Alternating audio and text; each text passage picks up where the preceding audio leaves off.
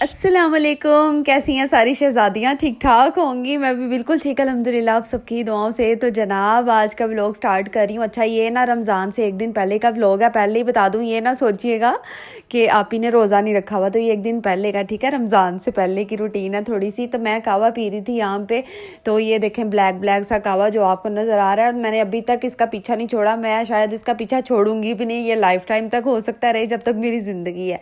तो बस ये कहवा पीने के बाद मैंने आधे घंटे के बाद नाश्ता करना था। वैसे तो कहते हैं कि जब आप इस तरह सुबह के टाइम मॉर्निंग में कहवा पिए तो 2 घंटे बाद जाके नाश्ता करें, लेकिन मुझे ना फिर भूख लगी होती है, मुझे यही होता है मैं अब नाश्ता कर लूँ, चाय पी लूँ, जो कि आपको पता है सारी ख़वातीन की जो है ना वो समझ लें कि दवाई होती है, मेडिसन होती है चाय, और मैं भी इसी तरह करती हूँ। तो यहाँ पे जी दोपहर का टाइम हो रहा था और मैं आप लोगों से अपनी बेटियों का रिज़ल्ट भी थोड़ा सा शेयर करूँगी। फाइनली शुक्र अल्हम्दुलिल्लाह, अरीशा रमीज़ा का जो रिज़ल्ट है बहुत अच्छा आया। बहुत पोजीशन तो नहीं आई, लेकिन बहुत अच्छा रिजल्ट आया। परसेंटेज भी इनकी बड़ी अच्छी आई, ठीक है, 99% है और एक की 95% है। तो माशाल्लाह से बहुत अच्छी आई हैं और मैं सेटिस्फाई हूँ, मैं मुतमईन हूँ कि मेरी बेटियों का रिजल्ट बहुत अच्छा आया। तो आप लोग ने मुझे कमेंट्स करके बताना है कि आपके बच्चों के रिजल्ट किस तरह के आए। अच्छा बात पता है क्या है कि ये जिस स्कूल में जाती हैं, जो इनका कोर्स है ना बहुत ज़्यादा टफ है और काफ़ी ज़्यादा बच्चे वहाँ पे होते हैं। तो 40 बच्चों में से मसलन 40-50 बच्चों में से इतनी परसेंटेज लेके आना भी बड़ी बात होती है। खैर अब इन्होंने स्कूल जाना था, मसलन 1-2 दिनों में इनको स्कूल भेजने वाली हूँ। स्कूल की रूटीन का भी व्लॉग आप लोगों के लिए लेकर आऊँगी कि रमज़ान में देखें हमारी किस तरह की लाइफ चल रही होती है, किस तरह की रूटीन्स होती हैं। बच्चों को स्कूल भी भेजना होता है, सब कुछ मैनेज करना होता है, वो सारा कुछ आप लोगों के साथ शेयर करूँगी। तो बस यहाँ पर अब इनका रिज़ल्ट मैंने आप लोगों को दिखा दिया। इनके बैग्स वगैरह, इनकी बुक्स वगैरह आनी थी, क्योंकि अरीशा रमीज़ा के जो बैग है ना वो फट चुके थे पिछले साल। बच्चे इसी तरह करते हैं कि बच्चे कभी भी अपनी चीज़ों को संभाल के इतना नहीं रखते। स्कूल लाइफ में तो इसी तरह होता है। हम लोगों ने पता नहीं कितने अपने बैग्स वगैरह ख़राब किए हुए थे और अपने पेरेंट्स को तंग किया हुआ था, लेकिन फिर भी शुक्र अल्लाह का कि इन्होंने इतना मुझे तंग नहीं किया। और कोर्सेज तो आपको पता ही है कि आने ही होते हैं बच्चों के, तो बस इस तरह से हमने कोर्स वगैरह भी इनके मंगवा लिए। और मैं आज आप लोगों के साथ एक और रियलिटी शेयर करूँगी, क्योंकि जाहिर सी बात है कि सारी बहनें मेरा व्लॉग देखती हैं और मैं चाहती हूँ कि उनके साथ हर बात शेयर की जाए। तो यहाँ पर मैं किस तरह से मैनेज हम लोग करते हैं कि बच्चों के जो कोर्सेज वगैरह, बैग वगैरह आसानी से आप लोग भी ले सकें। तो आप लोग इस तरह किया करें, जब आप लोगों को पता है कि ये साल के बाद इस तरह का काम होना होता है, बच्चों की आगे क्लास चेंज होनी होती है, फिर कोर्सेज आने होते हैं, बैग्स आने होते हैं, यूनिफॉर्म इवन के आना होता है। तो मैं इस तरह से मैनेज करती हूँ कि मैं कमेटी वगैरह डाल लेती हूँ। तो कमेटी मैंने डाली हुई थी, तो शुक्र है कमेटी जो है ना वो निकल आई थी। और मैंने पहले ही बात की होती है कि मुझे इस मंथ में कमेटी चाहिए होती है, तो ये कंप्रोमाइज़ हमने किया होता है। तो बस ये कमेटी निकली है, तो बस इनका कोर्स वगैरह, बैग वगैरह आ गए हैं। और आपको तो पता ही है कि सालिया का तो फर्स्ट टाइम है, सालिया का माशाल्लाह से एडमिशन हो गया और सालिया भी स्कूल में पास हो गई है अच्छे नंबरों से, और उन्होंने इसको नर्सरी में रख लिया। मतलब हमने ही कोशिश की थी कि ये प्ले ग्रुप में ना जाए, ये नर्सरी में डायरेक्ट जाए। तो ये सारी चीज़ें मैंने आप लोगों के साथ शेयर कर दी हैं। अब ये सारी चीज़ें मैं संभाल के इनकी रखूँगी, रबर्स वगैरह, शॉर्पनर वगैरह, पेंसिल्स वगैरह। तो जब जब इनको ज़रूरत पड़ेगी तो बस इनको मैं दे दूँगी। और ज्योमेट्रियाँ आप लोगों ने देखी हैं इनकी कितनी प्यारी माशाल्लाह से आई हैं। ये सारी सेविंग मैंने पहले से की होती है, और ये सेविंग जो इंसान की लाइफ में सेविंग का होना बड़ा ज़रूरी है। आप अपनी ज़िंदगी में सेविंग अगर करेंगे तो आपकी ज़िंदगी आसान हो जाएगी। और इसी तरह किया कि मैंने आपको बताया ना कि कमेटी वगैरह निकली है, और बस उसी को मैंने इस्तेमाल में हम लेकर आए हैं और ये चीज़ें इनकी पूरी की हैं इस तरह से। तो अब यहाँ पे इनको मैं नाश्ता वगैरह बना के दे रही थी, ठीक है, क्योंकि रमीज़ा जो है ना उसको चाय पराठा बड़ा पसंद है। तो वो कह रही थी मामा मुझे चाय पराठा ना बना कर दें। तो अरीशा और रमीज़ा के लिए चाय बना देती हूँ, साथ में पराठा बना दूँगी, साथ में सालन गर्म कर दूँगी, और अरीशा का दिल करेगा तो वो खा लेगी। तो बस यहाँ पे पराठा बना के इनको खस्ता सा अंदर लेके जाने लगी थी। चाय भी इनकी एक साइड पर, आप देख लें मैंने इस पैन में चाय बनाई है। ये छोटा सा मिनी पैन है, ठीक है, इसके अंदर चाय ही बनाई जाती है। ये दूध वगैरह थोड़ा सा आप बॉयल कर सकते हो, तो 2 कप चाय जो है ना वो आसानी से इसके अंदर बन जाती है। और ये मैं अब नहीं लेके आई, ये काफ़ी देर का था, बस मैं इसको यूज़ नहीं कर रही थी। असल में इसके बारे में बात करने का मकसद ये है कि मुझे ना कमेंट्स आ रहे थे टिकटॉक पे भी कि आप फ्राई पैन के अंदर चाय बनाती हैं, आपके पास और कोई बर्तन नहीं है। तो माशाल्लाह से अल्हम्दुलिल्लाह मेरे पास बर्तन हैं, बस मुझे उसमें चाय बनाना अच्छा लगता है। सिंपल सी बात है, जब मैं चाय का 1 कप बनाती हूँ ना तो मैं उसी में बनाती हूँ, जब मैं ज़्यादा बनाने हो ना तो फिर मैं दूसरे पैन में बनाती हूँ। तो शहजादियों फाइनली रमज़ान की अफ्तारी का थोड़ा सा क्लिप आप लोगों के साथ शेयर करने लगी हूँ कि अफ्तारी के लिए मैंने ये सारी चीज़ें तैयार कर रखी थी। और यहाँ पे मैं बनाने लगी थी 2 किस्म की स्टफिंग, और एक रोल के अंदर डालनी थी और एक समोसा वगैरह मिनी समोसाज जो होते हैं उसके अंदर डालनी थी। और ये मेरे काम भी आनी थी क्योंकि बच्चों के स्कूल स्टार्ट हो रहे हैं तो हम लोगों को लंच बॉक्स में भी कुछ ना कुछ बना के देना होता है। तो बस मैं यहाँ पर अपनी तैयारी करके रखने लगी थी। आलू भी बॉयल कर लिए थे, आलूओं के मैंने रोल बनाने थे। अभी रोल की शेप भी आप लोगों के साथ शेयर करूँगी और वैसे उनकी रेसिपी जो है ना मैंने टिकटॉक पे, इंस्टा पे और यूट्यूब पे भी अपलोड कर दूंगी। टिकटॉक इंस्टा पे तो ऑलरेडी मैंने कर दी हुई है, ठीक है। ये देखें, एक ये वाली मैंने स्टफिंग तैयार किया है जिसमें चिकन के छोटे छोटे पीसेस नज़र आ रहे हैं, और एक ये वाली तैयार करी हूँ जिसमें मैंने बॉयल चिकन को ऐड किया, ठीक है। ये दोनों बहुत मज़े की होती हैं और जल्दी आप लोगों के सामने रेसिपी आ जाएगी। यूट्यूब वाली शहजादियों के लिए कह रही हूँ, ठीक है। टिकटॉक वाली शहजादियों के बारे में नहीं बात करी क्योंकि ऑलरेडी वहाँ पर होता है। चलें जी, अब यहाँ पे मैं ये स्टफिंग वगैरह तैयार करके इसको पैक करके मसलन डिब्बे में डाल के मैंने रख देनी थी। और किसी भी सैंडविच के अंदर, पराठे के अंदर भी हम लोग ये डाल के बना के दे सकते हैं अर्जेंट, ठीक है। तो यहाँ पे अब अफ्तारी के पहले का थोड़ा सा क्लिप है जो कि आप लोगों के सामने आया, ठीक है। मैं यहाँ पे समोसे रोल वगैरह जो है ना फ्राई करी थी। आप लोग आज मुझे कमेंट करके बताओ शहजादियों कि आप लोग अफ्तारी में क्या क्या बनाते हो। खैर, अब आप लोगों के सामने फाइनली तीनों शहजादियों के डिज़ाइन लेकर आ गई हूँ। और सबसे पहला डिज़ाइन जो है वो अरीशा का आप लोगों के साथ शेयर करी क्योंकि वो बड़ी है ना, इसलिए। तो ये फ्रॉक मैंने तैयार किया है, ठीक है। उसको ओपन स्टाइल में, फ्रॉक गोन स्टाइल में बड़े प्यारे लगते हैं, इसलिए मैंने ये वाला स्टाइल अगेन उसका बनाया, ठीक है। तो ये देखें, ये मैंने गले का डिज़ाइन इस तरह से बना लिया है। कट दाना मैंने यूज़ करके थोड़ा सा फैंसी टच दे दिया था क्योंकि ईद आ रही है ना जनाब। ईद के लिए तो थोड़ी सी तैयारी करनी पड़ती है, थोड़ा सा फैंसी टच देना पड़ता है। तो ये देखें, यहाँ पर मैंने इस तरह की लुक दे दी। ये जो गले हैं ना सीक्वेंस का इसके ऊपर काम हुआ है, ये बाज़ार से मिल जाते हैं और बच्चों के मिलने वास्ते थोड़ा मुश्किल है, लेकिन बाय चांस बाय लक मुझे मिल गए, ठीक है। मैंने इसके ऊपर एडजस्ट कर दिया। प्रिंट जो है बड़ा प्यारा, कलर भी बड़ा प्यारा, बाजुओं का डिज़ाइन भी आप लोगों के सामने आ गया। ट्राउज़र भी मैंने इस तरह से कैप्री स्टाइल में स्टिच कर लिया और इसका राउंड चेक करें, ये वही वाला मैंने मोटिव जो है ना वो आप, ये लेस है असल में, ठीक है। इसको मैंने कट करके इस तरह से मैंने मोटिव की शेप दे के इसके ऊपर ब्लू कलर का कट दाना लगा के, ऊपर गले के ऊपर ब्लैक कट दाना लगाया है और इसके ऊपर ब्लू सेम कलर का लगा के ना मैंने फैंसी लुक दे दी थी। थोड़ी सी मेहनत तो करनी पड़ी, लेकिन क्या करें जनाब, बच्चों के लिए करनी पड़ती है। तो बस यहाँ पे पलटा शल्टा लगा के फिनिशिंग के साथ मैंने ये फ्रॉक स्टिच कर लिया कलियों वाला।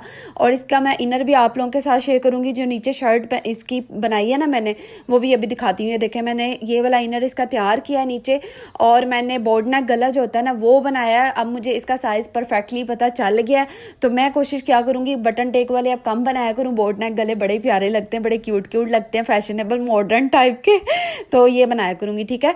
अब ये रमीज़ा का कुर्ता आप लोगों के सामने आया। रमीज़ा के कुर्ते की शेप मैंने इस तरह दे दी थी। ये मैंने किसी का नहीं देखा डिज़ाइन, हो सकता है मार्केट में इस तरह के डिज़ाइन हो, लेकिन मैंने अपने दिमाग से थोड़ा सा ना इसको तिरछा काट दिया और बस इस तरह से मैंने इसको डिज़ाइन दे दिया। ये वही वाली लेस इसके ऊपर मोटिव कट करके मैंने एडजस्ट किया। गला इसका भी मुझे मार्केट से मिल गया था, भगवानपुरा बाज़ार से मैंने इनको परचेज़ किया, ठीक है। मैं आपको बता भी रही हूँ साथ में कि वहाँ से मैंने लिया, ठीक है। अब इसके ऊपर भी मैंने कट दाना लगा के इस तरह एडजस्ट किया और लेस का कलर थोड़ा सा चेंज कर दिया, मसलन लाइट कलर का टच दे दिया, रीशा का डार्क में कर दिया था और इसका लाइट में कर दिया था। अभी रमीज़ा का कुर्ता भी आप लोगों के सामने आएगा। ये ट्राउज़र की कटिंग मैंने आप लोगों के साथ शहजादियों शेयर की हुई है। बाजू मैंने इस तरह के बना दिया। आज ना मैं आपको ये भी बता दूं कि मुझे इस तरह के बाजू बड़े पसंद हैं, ठीक है।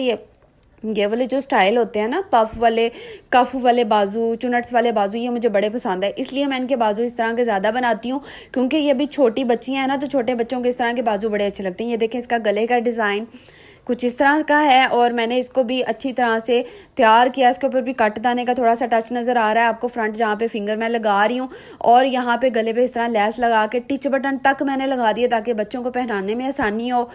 इसके बाजू भी बड़े क्यूट लग रहे थे, प्लाजो भी बड़ा अच्छा स्टिच हो गया था। ये घेरा मुझे बहुत पसंद आया, दामन का डिज़ाइन बड़ा अच्छा लगा। इसके नीचे भी मैंने पलटा लगा के ना, चौड़ाई में मैंने पलटा यूज़ किया, ठीक है। पलटा वो होता है जो कि आप पाइपिंग कह लो या कपड़ा कह लो, कि इस तरह मैंने फोल्डिंग के लिए कपड़ा लगा दिया था। गला भी बहुत प्यारा लग रहा था। और ये अब मैंने इसको तैयार करके ना प्रेस करके मैंने हैंग कर देना था, जैसा कि पिछली वीडियो में मैंने अपनी बहनों के साथ शेयर किया था कि मैं जब भी कपड़ा स्टिच हो जाता है उसको प्रेस करके मैं हैंग कर देती हूँ ताकि ईद के दिनों में मुझे मुश्किल ना हो। ठीक है, अभी कोई सिलेक्शन नहीं की कि इनके कपड़े कौन से किस दिन पहनाए जाएंगे, क्योंकि मैंने आप लोगों के साथ शहजादियों एक और बात शेयर की थी कि मेरी खाला के बेटे की शादी भी आ रही है, तो मैं बस लॉन के ही कपड़े बनाऊंगी ताकि बच्चों को शादी के फंक्शन में कोई मुश्किल ना हो। तो फैब्रिक वही वाला यूज़ करना चाहिए जो मौसम के हिसाब से हो। तो ठीक है, ये अब सालिया का डिज़ाइन आप लोगों के सामने आया है। ठीक है, ये वाला मैंने इस तरह बना दिया था, इसका कुर्ता स्टिच किया है। अब ये 2 पीस फैब्रिक था, 2 पीस कपड़े में से मैंने तीनों के तैयार किए हैं। अब सालिया का कुर्ते का डिज़ाइन कुछ इस तरह था, लेस घर में पड़ी हुई थी और ये वही वाला छोटा सा मोटी ब्लू कलर का जो आपको नज़र आ रहा है, ये उसके डिज़ाइन में से ही निकला। मैंने इसके ऊपर भी इस तरह लगा दिया, ब्लैक लेस अटैच की है गले के ऊपर और स्टाइलिश लुक देके ना मैंने इसको तैयार कर लिया था। चौरस इसके बाजू रखे हैं, ठीक है, और लेस भी साथ में लगा दी थी लाइट कलर की, अभी आपको नज़र आ रही होगी। इसका ट्राउज़र जो है वो ज़्यादा लूज़ में नहीं रखा, ज़्यादा कैपरी में नहीं रखा, इस तरह से बना दिया था। और दामन जो है ना मैंने इसका क्लोज कर दिया था। मैंने कहा चौक नहीं मैंने रखने छोटे छोटे, क्योंकि बच्चों को फिर ना फट जाते हैं साइडों से। ठीक है, ये इस तरह था इसका डिज़ाइन। मुझे अब आप लोगों ने कमेंट बॉक्स में बताना है कि आपको तीनों में से कौन सा डिज़ाइन सबसे ज़्यादा प्यारा लगा। और ये अब नेक्स्ट डे का जो है ना अफ्तारी का टाइम थोड़ा सा शेयर कर रही हूँ आप लोगों के। अफ्तारी के टाइम में आप बना रही थी यहाँ पे दही भल्ले, और माशाल्लाह से रोज़े हैं, रमज़ान है, अल्लाह ताला सबके खानों में बेहिसाब बरकतें अता करें, आमीन। और आप सबकी तमाम मुश्किलें आसान करें, और मेरे लिए भी आप लोगों ने दुआ करनी है कि अल्लाह ताला हमारी भी तमाम मुश्किलें जो है ना वो आसान करे, क्योंकि हर इंसान को, हर मुसलमान को दुआ की ज़रूरत होती है, चाहे वो जितना मर्जी लैंडलॉर्ड हो, चाहे वो जैसा मर्जी हो। ठीक है, तो यहाँ पे मैंने बना लिए हैं रोल, और इसकी रेसिपी मैंने टिकटॉक पे अपलोड कर दी है, इंस्टा पे भी कर दी है, और फिक्र ना करो यूट्यूब पे भी जल्दी आ जाएगी। तो यहाँ पे शेप बना के इनको ब्रेड क्रम्स अंडा लगा के मैंने फ्राई करने थे। ये बहुत मज़े के लगते हैं, इसको आप जो है ना वो फ्रीज़ करके भी रख सकते हैं 15 दिनों के लिए, ये कुछ कहीं नहीं जाएंगे, इनका टेस्ट बिल्कुल भी ख़राब नहीं होगा। तो मैंने तो बस इतने से बनाने थे, क्योंकि मैं चाह रही थी कि 3-3 4-4 दिन बाद मैं फ्रेश बना के ना रख लिया करूँगी। तो ये 3-4 दिनों के लिए ही मैं तैयार कर रही हूँ, और ये मेरी बेटियों को भी बड़े पसंद है। तो आलू और चिकन बॉयल करके आप इस तरह से इसको आसानी से बना सकती हैं और इनको रख सकती हैं। और ये नहीं कि आप रमज़ान में ये बना के रख सकते हैं, आप बाद में भी इसको यूज़ कर सकते हैं। कोई मेहमान आ जाए, कोई टी टाइम पार्टी वगैरह हो, तो आप इस तरह की चीज़ें बना के आगे रख सकती हैं। ठीक,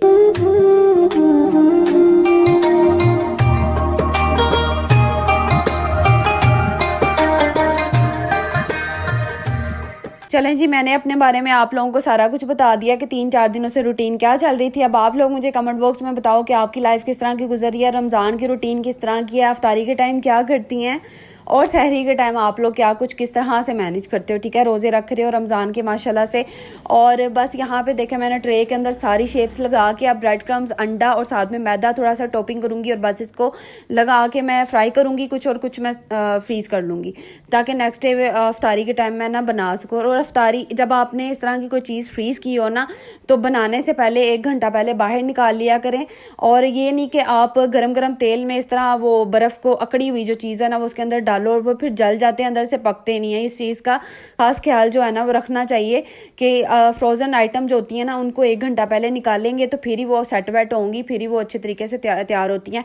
तो ये देखें माशाल्लाह से इसकी फाइनल लुक आप लोगों के सामने, ये इस तरह के तैयार होते हैं रोल, और बड़े मज़े के लगते हैं, और बहुत प्यारा कलर इनके ऊपर खूबसूरत सा आ गया। तो बस मैं यहाँ पे अब 1-2 चीज़ें तैयार करने लगी थी, पकौड़े शकौड़े बनाने लगी थी और अंदर लेके जाने लगी थी। और ठीक 5:30 बजे मैंने 5 बजे हाँ मैंने ना फ्राई करने वाली चीज़ों का काम स्टार्ट कर देना होता है, और 6 मुझे फिर भी बच जाते हैं अफ्तारी का कंप्लीट करते करते। और बस फिर इनके पापा जैसे ही आते हैं फिर अफ्तारी वगैरह करते हैं, उसके बाद फिर मैं दूसरे अपने स्टिचिंग वाले काम थोड़ा सा कर लेती हूँ, बच्चों को सुलाने से पहले थोड़ा करती हूँ, और बच्चों को सुला के भी थोड़ा कंप्लीट कर लेती हूँ। तो इस तरह की मेरी जो टफ लाइफ है ना वो चल रही है आजकल, और पूरा महीना मैंने इसी तरह बिजी रहना है। तो कोशिश बड़ी करती हूँ कि जल्दी आप लोगों के सामने व्लॉग लेके आऊँ, लेकिन बस समझ लें कि तो कुछ परेशान भी हूँ, कुछ बहुत ज़्यादा स्ट्रगल है लाइफ में इस वजह से भी। तो ये अब आपको फ्राई चीज़ें तो नज़र आ गई हैं। मैंने ना ये भी बनाए थे कि ऑयल के बगैर हम बेकिंग ओवन में, अक्सर आपने देखा था कि रमज़ान से पहले मैं इतनी रेसिपीज़ आप लोगों के साथ शेयर करती रही हूँ, तो रमज़ान में भी तो कुछ ना कुछ होना चाहिए था ना, ताकि बच्चों को ऑयली चीज़ें हम ज़्यादा ना दे सकें। तो ये मैंने डो जो है ना तैयार करके इसके अंदर मैंने स्टफिंग ऐड की, और बस इसको ओवन में रख के ये भी बेक कर लिया था। अच्छा, यहाँ पर ना मैं इसका जो फाइनल क्लिप है ना वो लेना भूल गई थी, क्योंकि मैंने वो टिकटॉक के फ्रेम में ले लिया था। खैर कोई बात नहीं जी, अपना बहुत सारा ख्याल रखिएगा, दुआओं में याद रखिएगा। अल्लाह हाफिज़।